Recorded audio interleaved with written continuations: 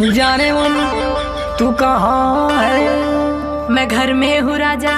तो जरा बाहर आ जा। क्या हुआ राजा? चल गेहूं काटे। भगो हम ना आ जाई। काहे रे काहे ना जाइबी? काहे के ब्यूटी मोर खराब हो जाई हो। कटी ना गेहूं तलिया के खियाई हो। जेली आयल हवे उहेला के खियाई हो। हाथ में कपलिया के देव घवाई हो। तोहे हम गेहूं काटे वाली लगत हई का? तक कतही कमहारानी जी तू हई का? लेके दहेज आइल बानी नई हरे से। हाथ लतियाई के भगाई देहब घरे से। देखा कुछ हो कला हमसे ना होई कटिया हो। तका दिन भर बैठ के तोड़बू घर में खटिया हो। देखा हमसे ना जबरी कटिया